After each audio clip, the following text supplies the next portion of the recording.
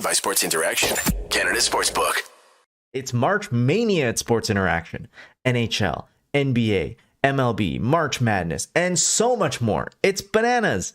Play Pinata Picks and Minute Madness, exclusive games with insane odds you can't play anywhere else. Make your next bet with Sports Interaction. Download the app in Ontario, use the QR code you see at the bottom of the screen, or head to sportsinteraction.com/SDPN to get started. 18 plus, please play responsibly. Ryan Nugent-Hopkins, 100-point season. How you doing, Oilers fans? It's Dennis. It's Avery.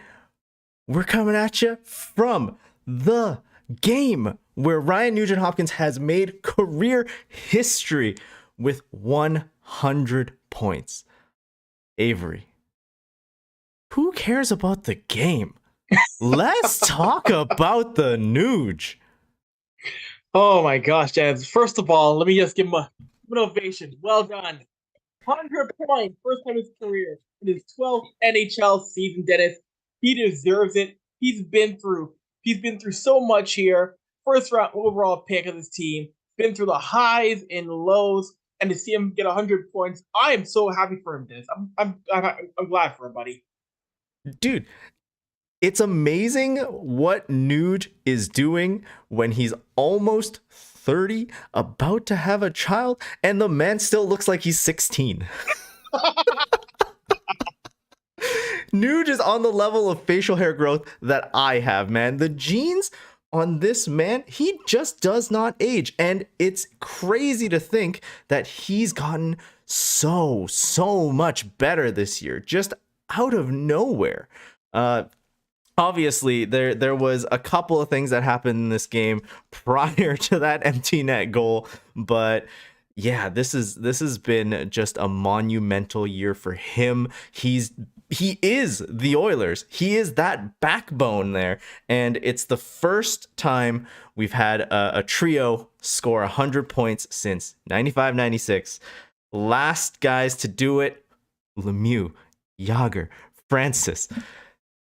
These are names that are Hall of Fame worthy. Mm-hmm. And now we got McDavid, Draisaitl, and Nuge joining that pedestal. If you're not watching the Oilers right now, if you're from another market, what are you doing? Hop over. The wagon's got room. I mean, look at this forward court, Dennis. That is, you mentioned 100-point guys, and you have a Nuge on pace to get 40. Zach Hyman threatening 40 goals. You got multiple guys who are on the verge of cracking 20 goals. There's so much depth up front among that top 9. It is scary to see. Yeah. Zach in chat, love you, man. Sorry you couldn't join us here tonight. Hope you had a great time with Passover. Ryan Nugent-Hopkins is 7 years older than me. Oh, Avery, how does it wound us as the 30-year core going, yeah, Nuge has 100 points and he's like 1 year younger than us. To me, it is just, wow. Even just saying that he's on the verge of 30. I remember covering him in Red Deer. I remember seeing him in junior, looking the exact same. And it feels weird knowing, again, he's a married man, a child on the way, and he's a veteran. It's funny because when I interviewed him for the Hockey News, I talked about that. Like, what is it like, going from this 18-year-old to now being a veteran? And he admitted, though, you don't think about it until you realize you're playing with guys who are 10 years older than you. It hits you. And now you're the veteran. So, but it's cool to see, though. I'm glad for him, though. You know what? This is almost like a poetic way to get that 100th point. Because if you look at the Ducks team, man, the Oilers might as well call the chef, because this team isn't done. The Duck is still raw. Stick them back in. They need a couple years to cook. But you see the same type of things. You see talent in guys like Troy Terry, Zegras, much like Nuge when he was making his way into the NHL in those first couple of years. They get bullied around by better teams. And the Oilers tonight are just a better team. If you look at the game, you can clearly see that this isn't an Oilers style game, right? We didn't run and gun it. We played a very playoff style of game against a team which obviously isn't making it to July hockey. When you look at it, right? They gave it their all, and that's one of the rips that we've always had with this Oilers team in the last couple of seasons. They play down to their opposition. They don't, give it their all. They play a run and gun, super loosey-goosey style against teams that are honestly beneath them, right? And we did see it earlier this season with losses to Columbus, but this game, and Anaheim, obviously, there was that one really bad one. Thank God I didn't have to do that game. This sort of team has suddenly changed the book. They played such a tight checking defensive game against the Ducks in that first period, and they gave all due respect to some, young talent on this Ducks team. No, of course. It was a game. I'll say this much: that first period, even though it was scoreless, a lot better to watch than the game against LA. That first period, oh my gosh, that was 5 shots total in the first period, 5 combined. That had one of the lowest totals in the modern era of hockey. But no, that first period, very tight game that we saw. But you know what? Again, with that early on though, I was really a big fan then of the third line stepping up once again, and this team showing that you don't need McDavid and Draisaitl to always be on every single night. You can get contributions from Janmark, from Bukestad, from Costin, and it's great to see that. That's how balanced teams win. When all 4 lines are rolling, that's how you know you're in a good place. Yeah, absolutely. You brought up the LA game, that first period. I compared it last time to, stubbing your toe or jamming your thumb in your car door. This first period, a little bit better. This was like, hey, you drove at a solid, 60 kilometers per hour, good miles per gallon, that kind of thing. But still, when you get down to brass tacks, this game was still Edmonton's from beginning to end. I don't think there was, except for, maybe one quick brief moment in the third period early on when the Ducks were really putting pressure on the Oilers. With that exception, the Oilers seem to have this in control for the entire rest of the, let's say, 55 minutes. No, I totally agree, Dennis. And a great thing, this team didn't need to rely on the power play. This team, we're seeing more and more. There's the old joke, it was a bunch of power play merchants. They've shown that they don't have to rely on the power play to get wins every night. Yeah.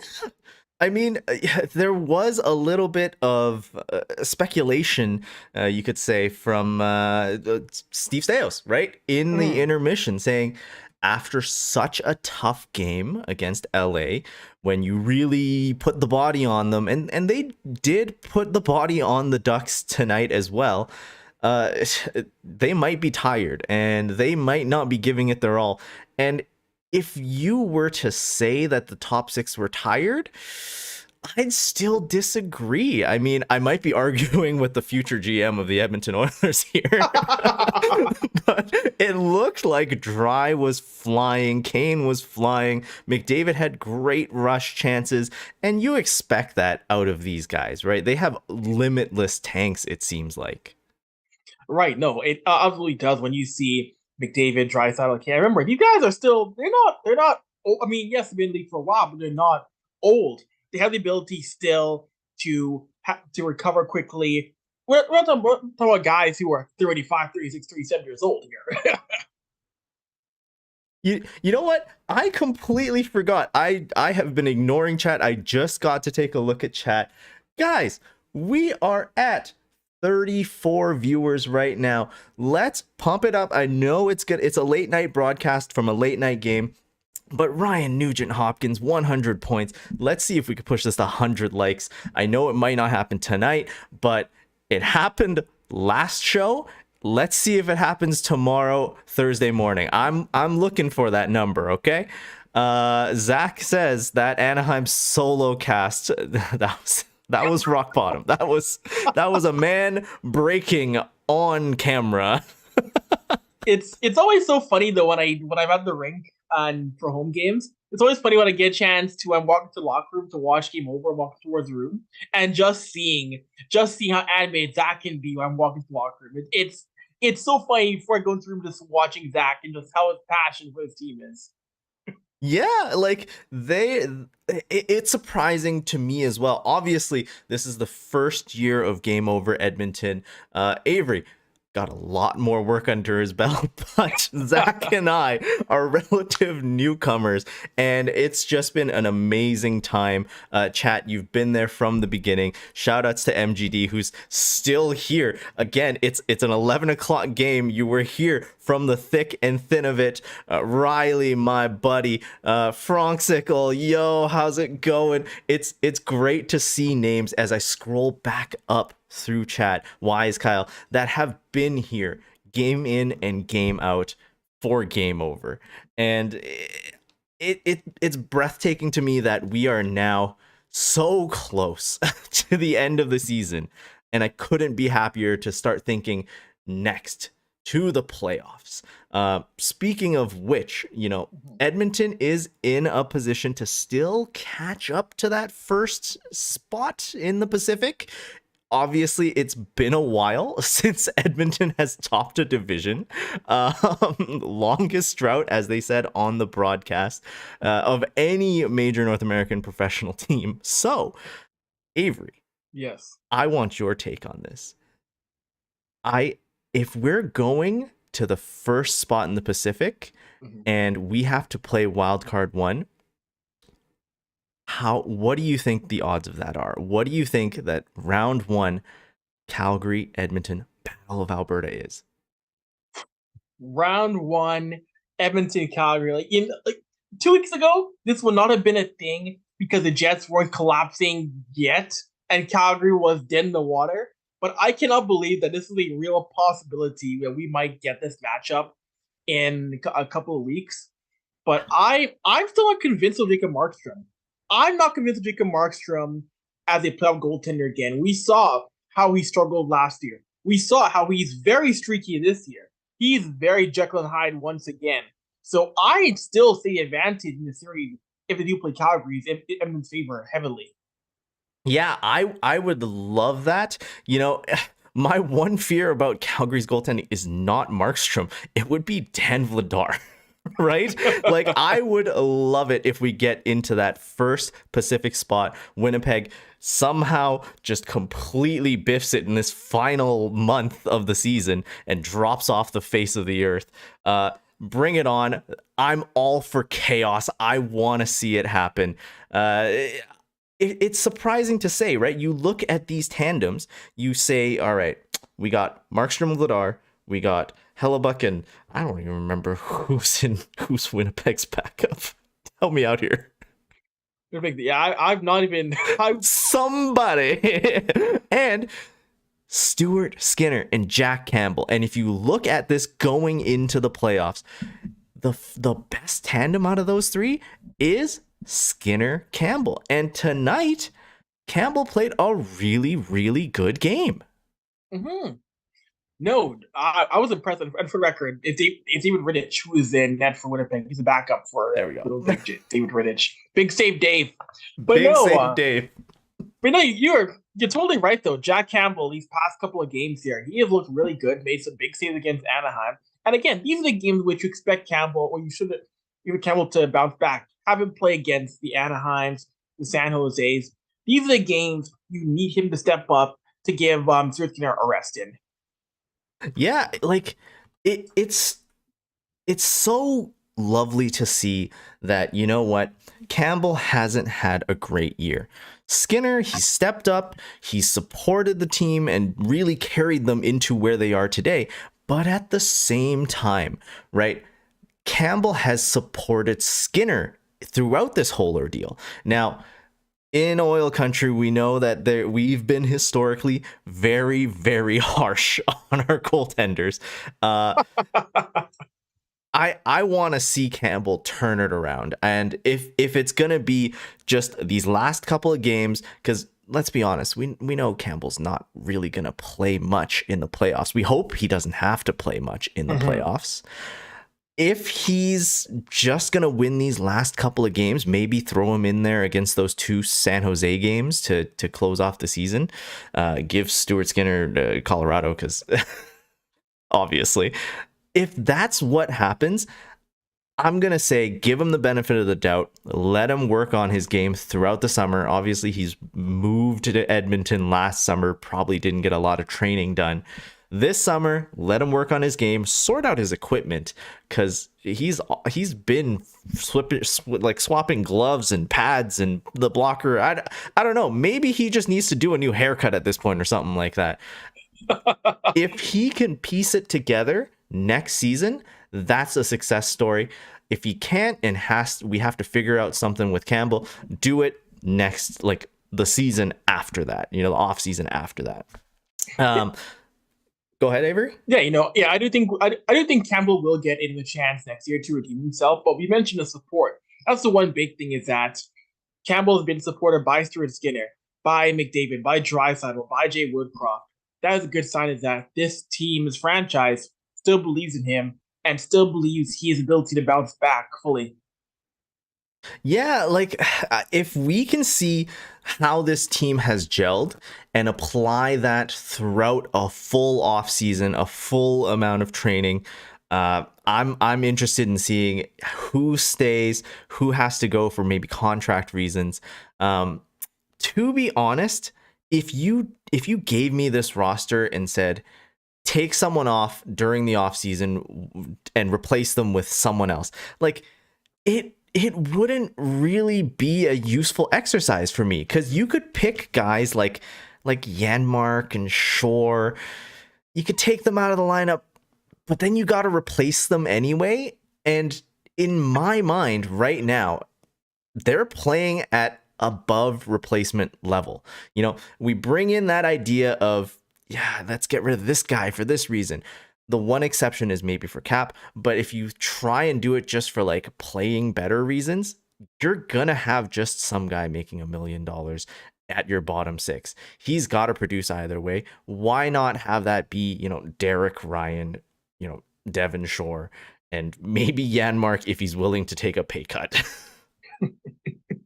Yeah, no, right now, I think so about roster change. I think in the postseason you might see a couple of call-ups. I could see Dylan Holloway getting called up. He is someone who I think will be called up shortly. He's playing well again in Bakersfield. But I could see him being put in his roster for the playoffs, because we saw what Holloway did when called upon. I mean, it took a little bit to get things going in the regular season, though. But when he found his groove, playing with skill, he was a solid forward in that top 9. So I could definitely see Holloway being the one addition to his lineup coming first round. Yeah, and not to mention, Raphael Lavoie has made a name for himself all of a sudden, right? There was a period of time when we were kind of down on him as a prospect, but he's been tearing it up. And just a quick aside, Bakersfield did clinch today as well, winning their game tonight. That's let's face it, not the best roster even for the AHL. So the fact that they've been able to consistently bring playoff hockey to Bakersfield, that's impressive as well. And it really goes to show, like, the Edmonton system is well run right now, and a lot of it is tied to key personnel. Clearly we have a little bit of a situation internally where Ken Holland probably is gonna retire at the end of this contract. If the man wants to keep going, okay, fine. This Ekholm signing was a masterclass, 4% for Bukestad. All amazing stuff if he wants to re-sign. But this is probably the sunset of his career, and there's surprisingly a lot of forerunners in this Oilers system for the next GM. No, it's true. I know people obviously mention Brad Holland as a possible successor. Of course, mentioned it there. Steve Staios is someone who could possibly be in the mix. I know Steve right now. He traveled between Alberta and Ontario. He still lives outside. He still lives in Toronto, or sorry, the GTA to be exact. But if Steve Staios wanted to live in Edmonton full time, if he wanted to come back to Edmonton full time, then definitely I do think he could possibly be a GM name. if living in Edmonton full time is in his interest. Yeah, and how about Keith Gretzky, right? That's a name that we've forgotten there as well. There's a lot of potential, not just in terms of on the ice, but this system and how we've complained in the past about the old boys club and how broken the system is on the Oilers, head office. There's still things that need to be fixed, sure, but it's a fantastic direction. If you want to if you want to mark this up to me just being happy that we are in a playoff position and we're playing playoff hockey, fine. But right now I am 100% geared up to say the Oilers are the cup contenders that the NHL is finally waiting for in Canada. There's nothing else to say. There's nothing else to say. Yeah, no, they legitimately are, and you see the odds that go up for a cup prediction. You see Edmonton is right there in the mix with great odds with teams like Boston, Vegas, the Rangers. Edmonton's right there among the top 5-6 teams that are getting great odds when it comes to cup favorites. But April 17th, Dennis, if the Oilers have home ice advantage, no matter who they're playing in round one, be it a Calgary, Seattle, LA. The Moss Pit for game one. That is going to be fun once again. That is going to be rocking.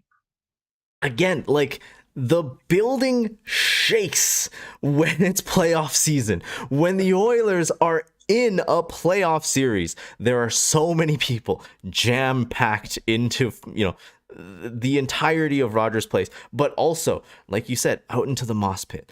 All the way out into the entire neighborhood around the arena. People are ecstatic about hockey in this market. And when you look at places that deserve it, there's a couple of teams that haven't won it yet. But with the effort that Connor McDavid, Leon Draisaitl, Ryan Nugent-Hopkins, Zach Hyman, these core guys, it's so hard to say that another team deserves it more right now. These are thirsty guys. They haven't won cups yet. And this is the best chance that they're going to have. The West is so bad. And it's funny because we talk about how this is their best chance. And this is a year in which Nashville is on the boat. Nashville might not make it. St. Louis is going to miss. Teams that are usually there are not there this year. I mean, of course, yes, you can't underestimate. Of course, Colorado is still there. Minnesota, Dallas, Vegas. But this is a year in which Edmonton, by a lot of accounts, people see them as one of the scarier teams in the entire league come the playoffs. Yeah, people are excited, and obviously we're on a channel where there's a lot of Canadian markets. There's a lot of attention being divided throughout, especially in a market out east that we can't rip on because they're our bosses. But this team is the cup favorite for Canada.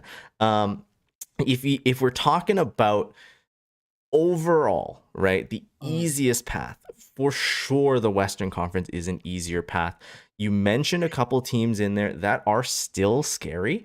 I think Colorado, Dallas, they're still going to be scary teams, but surprisingly, with those two, with the exception of those two, I'm not scared of any other team. I think the Oilers can literally take out any other team in the Western Conference. Ooh, that's bold. That's a bold statement. But it's confident, though. That's very confident of you, Dennis. So. Historically, I said this I think 2 or 3 shows ago. Historically, we've been awful against Minnesota, but I don't watch a lot of Minnesota hockey, sure. But if you just look at the way that the guys are playing right now, the Oilers have the third best differential in the league. I forgot about Boston, which is they're silly, but we're at the third best goal differential in the league, the best in the Western Conference. I don't think that Minnesota, whichever voodoo magic they do over in their arena, I don't think they can stop us at all. This is the year. I am all in. No, as he should be. But yeah, like that forward core, like Edmonton again. This is the team I know we said for a long time. This team how likes to outscore their problems, but now defensively they can lock things down. We've seen over the past couple of games here, they're able to tighten up defensively. They can win. They can win 2-1 games, 2-0 games, along as winning 7-4 games. And we see the play of Matthias Ekholm. I know, Jake. Don't get me wrong. Jacob Chikrin still a great defenseman, still elite. Eric Carlson still elite. But Matthias Ekholm, what he has done to help calm things down the back end. Oh, magnifique. Just amazing chef's kiss, good soup, good stew as well. Let's hope that the Oilers defense can stay healthy. That's always traditionally been the issue, and you're right. One player, Matthias Ekholm, just one introduction has completely changed the entire outcome of that defensive core. And let's be fair, right? We still have some young guys in a Bouchard. He didn't play tonight, but Broberg, like, we're gonna have some times when we have a mistake or two, but this team is good enough on the forward edge to be able to make up for that without getting into the discussion of let's just outscore our problems. Tonight, you saw so many plays where guys were just able to block Anaheim's players, steal the puck away, or at least take the body so that someone else could make a play safely. You look at like the effort lines, like the third line and the fourth line, which third line might have been the best line tonight. Kostin, Janmark, Bugstad. I love saying his name. They might have been the best line tonight. And even the fourth line, they're not getting just hemmed in, leaking chances against, all things that were far too common in previous Oilers iterations. This is a team that is deep. And if you look at the goals, you're looking at guys that are historically less than 10 goals. They've been able to score more than 10 goals. You look at Derek Ryan, he's at 12 goals this year. I'm hoping that he re-signs because I love the guy. Did you see his drip walking into the arena today? He got some style. I'll give Derek Ryan credit. The man's got some style. Well done. And the fact that you have guys like this that are contributing, they can put in the odd goal every now and then. They don't have to do it. As long as Leon Draisaitl, Connor McDavid are putting in goals. Evander Kane last playoff season, man, amazing. Zach Hyman last playoff season, amazing. But if you can get one contribution in a game like LA where you get one in early, a game here like tonight in Anaheim where it was so tight checking and you just get that slight advantage, the entire game unravels. And when you make that space for your top lines, they will succeed. And obviously they didn't have to do it tonight, but it's an amazing thing to see. Woodcroft, he's been juggling the lines extremely well as well. What did you see, let's say, between last game when they went with the 11-7 and this game with the 12-6? Cool. Well, you know what though? I would say you mentioned the line juggling. I would say one thing too, the line juggling, it made a lot of sense. I wasn't thinking to myself, what is Jay doing? Because there have been certain times where certain guys have been promoted, and it hasn't made much sense. Like there have been some promotions of certain guys. At times, when Janmark didn't play well, he's promoted. But tonight, I thought the lines made a lot of sense tonight. Even though he went back to 12-6. So I'm seeing Jay more often making promotions and at times demotions that do make sense. And guys who deserve to get bumped up are getting bumped up among his lines, which should make sense and should happen. Yeah, I think what's also great to see as well is when you mention these demotions and promotions, we oftentimes think of these lines as 100% just tiered systems, right? Mm-hmm. But in this team right now, it doesn't seem like that's the case. You saw Yamamoto occasionally go down to the fourth line just to bring a little bit more energy to a shift. You see when they go 11-7, fourth line guys like Shore and Costin, Ryan, and they're just like, okay, Leon Draisaitl's centering my line. Let me figure out what I'm gonna do here because I don't want to embarrass myself. This entire team is also just mentally different. The way that they're able to support each other, no one views sitting out a night as a punishment or anything like that. It's just a situation where another player is more deserving of that space at that moment, and that's going to come up big when the Black Aces start coming in during the playoff season. You mentioned Dylan Holloway earlier on in the show. He's 100% going to be part of this playoff push. If he comes in, he's going to knock a guy down. So when you look at these sorts of mentalities, it's really important to differentiate a playoff team and a non-playoff team where everyone's pulling on the same rope. And that starts with leadership. Avery, you're very clearly connected with the team. You look at that team, you look in that room after a game, let's say, especially after a loss, what do you see? Like, the body language is different from years prior. No, of course, but even though after a loss, one thing I like is that there's no finger pointing. There's not an ounce of blaming anybody else. It's, we win as a team, we lose as a team.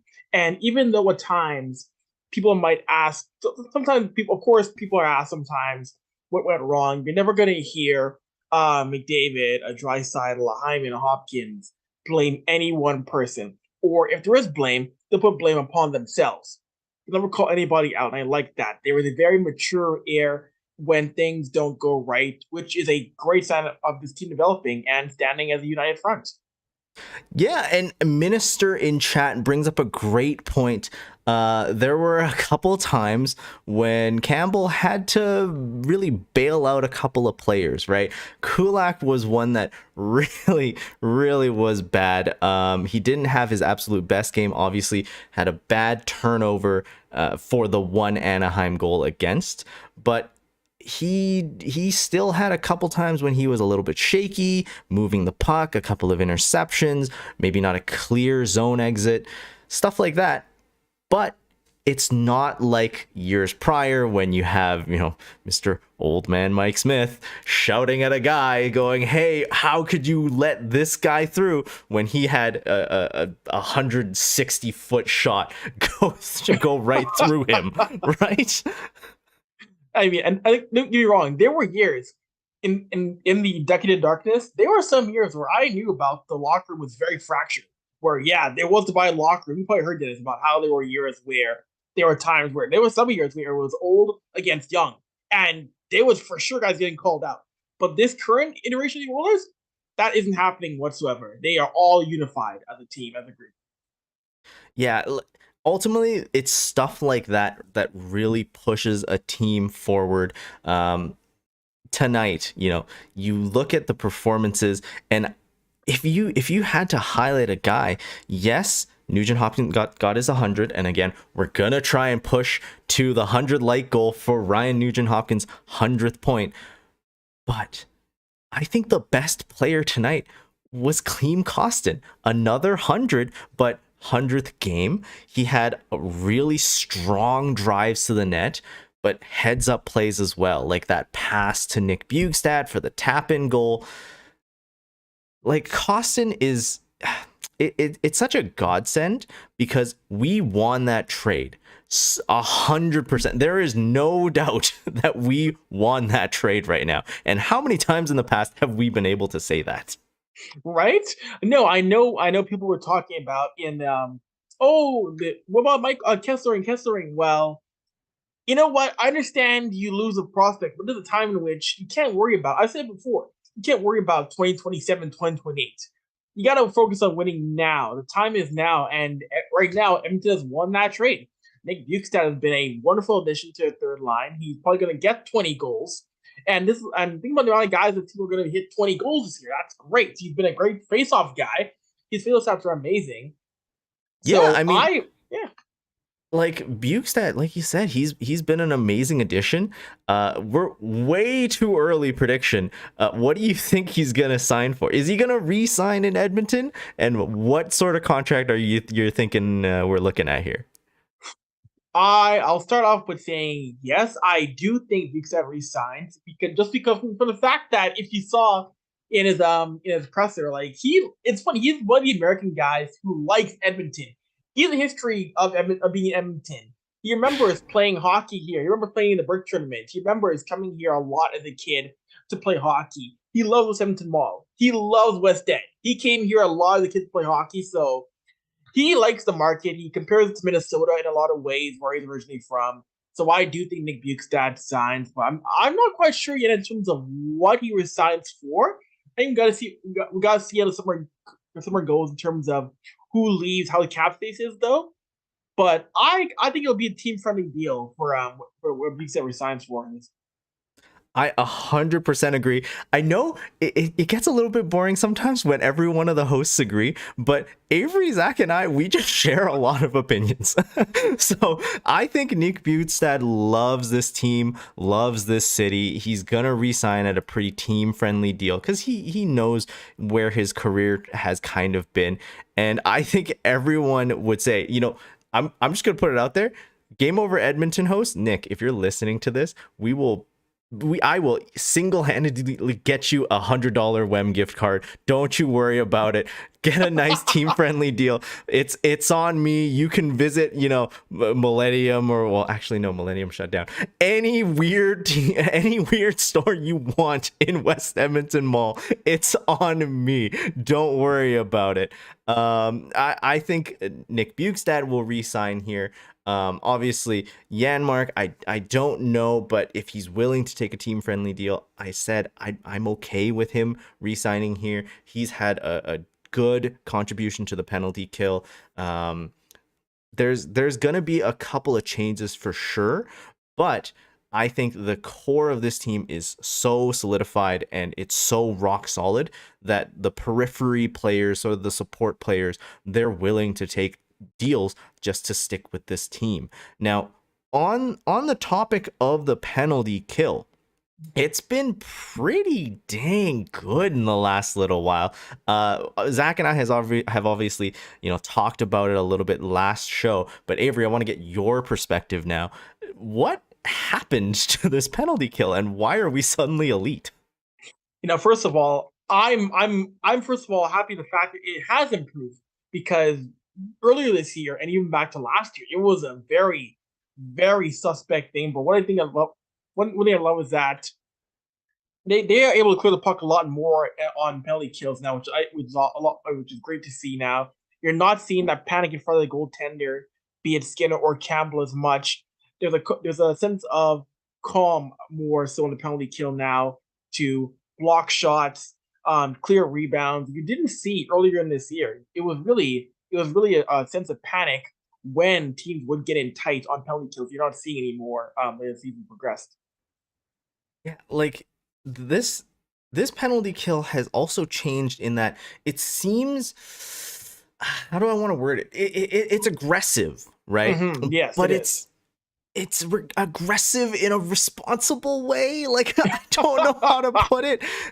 It seems like the players now are managing the cycle really well. They're able to get in front of shooting lanes. There are a couple of block shots, and Campbell did have not a light workload tonight. He still had 28 shots to face, but at the same time, there were a lot of blocked shots, sticks in lanes, turning maybe like what would have been a grade A danger chance in that first period when there was a 3-on-1. Nurse very smartly just was able to deflect the pass and turn a grade A scoring chance all the way down to just nothing. This team has improved defensively as a whole, and it almost seems like that has boosted the penalty kill without really changing many of the parts around. Yeah, of course. I think we got comments in the chat here from Frankie Francisco talking about Evander Kane. And the good point Frankie makes about how Evander Kane shooting the puck, we're passing, and the second line could produce a little bit more tonight. So it's a good point on Frankie's part talking about Evander Kane. I agree that if Kane wasn't as shoot first mentality, the second line could have done a little bit more. Yeah, like I feel like in the last little while, Kane was playing really well. This is maybe one of his weaker games.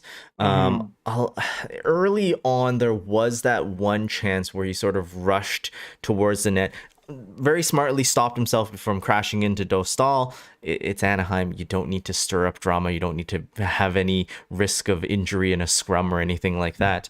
But he does tend to have that shooter's mentality. Last game, he had a really nice assist on Draisaitl's goal. But for this one, I think it's a tough question because that is his natural sort of way. He shoots the puck well. Now, with the wrist injury, it might not come off as well this season. I think he still probably has to work out a little bit of maybe strength, maybe a little bit of like that flexibility, or at least the feeling in his wrist. But I think it's always going to be a shoot first mentality for Kane. As long as he's able to keep his vision wide open, he will still pass when an opportunity presents itself. And I think that's where Draisaitl and Yamamoto, the way that they've been deployed right now, is actually very, very good, because you have Yamamoto and Kane who can both sort of do that puck retrieval. And now Draisaitl, giant, big, German hulking guy, is also getting in and winning board battles. That line is almost like skilled, but pesty, right? Like they're kind of pesky to play around, but any single one of them will make it through your goalie if you give them too much time alone with a shot, right? No, I totally agree with that. You're totally right with that one. Yeah, like there's so much to say about the makeup of this team right now. That's the lines that we've sort of been rolling, but you can very quickly change that up. Even without going the nuclear option with McDavid and Draisaitl, you can very quickly change it up by swapping, say, like Hyman, Yamo, Kane, Nuge. Like just having those guys swap around. If someone is not having the best night, you could even bring up like Foegele in a pinch. He's proven that he can skate really hard, get into trouble areas, and be a top six winger too. Yeah, no, what Warren Fogel's done, it's funny because remember, earlier in the season, there was so much talk about Warren Fogel. He has to step up, he has to step up. And for a while, he was on the trade bait list. He was a guy who you thought might get shipped out. But credit to Warren Fogel, he has stepped up in the second half of the season and has shown that he deserves a place in his roster. Because earlier in this year, it was pretty questionable. He was very inconsistent earlier in this year. And you're seeing him producing points at a much more consistent rate as they step forward down this roster. Yeah, like I think now the only knock against Foegele is his contract, right? Like there's no real reason to nitpick at his play and say, yeah, he's got this weakness and that weakness. He's fitting his role really, really well. The only reason you might want to move on from him is his contract number. That you know what though? Like that's kind of the case for a couple of Oilers, and more importantly to me, I'm seeing that Ken Holland, and it was very clear during some of that Oilers plus video and stuff like that behind the scenes, where Tyson Barrie, beloved guy on the team, great in the room, great offensively, but you had to move out his money to bring in an upgrade, and Ken Holland wasn't afraid to do that. So in the offseason, we're probably going to see some moves for contract reasons, but I have my faith that Ken Holland will do his best to balance it out, figure out who needs to come, who needs to go, and ultimately upgrade this team again in the offseason. It'll be interesting. I saw a couple of rumors out there that David Severson could be a name that comes in. And he's someone who I would welcome entirely on that back end. David Severson would be a great upgrade for the blue line if that is the guy they do decide to acquire this summer. Yeah, and I'm obviously that's gonna come at the expense of someone like a Cody Ceci, who Cody Ceci hasn't had the best season. I think he's really picked it up as of late, but you're right. If Severson comes in, that's an upgrade, and you gotta do your best as a GM. And Frankie in chat very upset that we lost Tyson. Yeah, it feels awful because he's such a great guy and a great person in the community. But he was unfortunately the expense that was needed to pay to bring in an Ekholm. And if that happens in the offseason, let's say, a CC for someone like a Severson, it's going to suck as well. But we got to improve the team no matter what. If we win a cup this season, we're still going to try and push and improve. And some people are going to have to go in order to make another adjustment, another improvement to this team. No, you're totally right with that, Dennis. You're totally right. Although I just find it funny now. People are kind of, sort of, not really joking about parade routes down Jasper Avenue for a parade. Like, all right, let's slow down. Let's calm down for a second here. Okay. There are. How do I put this? Like, there are a lot of scenarios that kind of play out in my head, but I think it's important to also realize now that this is going into the playoffs. You can think about as many scenarios as possible. There's all of that can go out the window because regular season hockey and playoff season hockey are totally different. I'm going to have to change my mentality because very clearly Game Over Edmonton is going to go into the playoffs. Avery, you're going to be hosting a lot of games. Zach will be hosting a lot of games. I will be there as well. But that's it for this episode of Game Over Edmonton. We've been going on a little bit long. Sorry, Adam. But next game, it's gonna be Saturday, April 8th, 2 p.m. It's a matinee game against the Sharks. We can probably expect a very similar game to this one, hopefully, but Avery will be bringing you that one.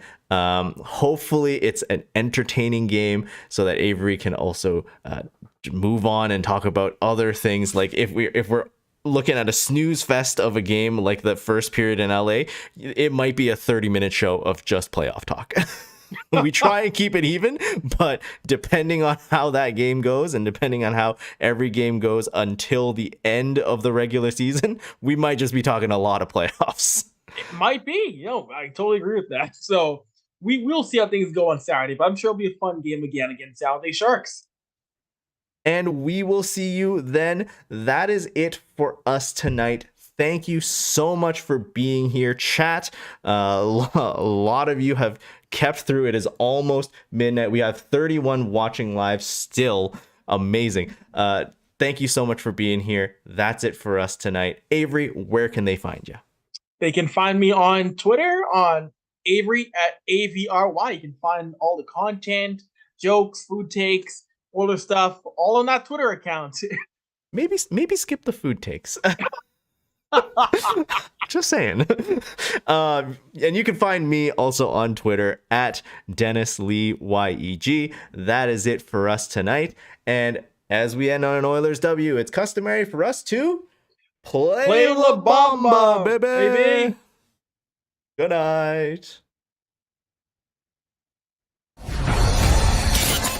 Game over! Powered by Sports Interaction, Canada Sportsbook.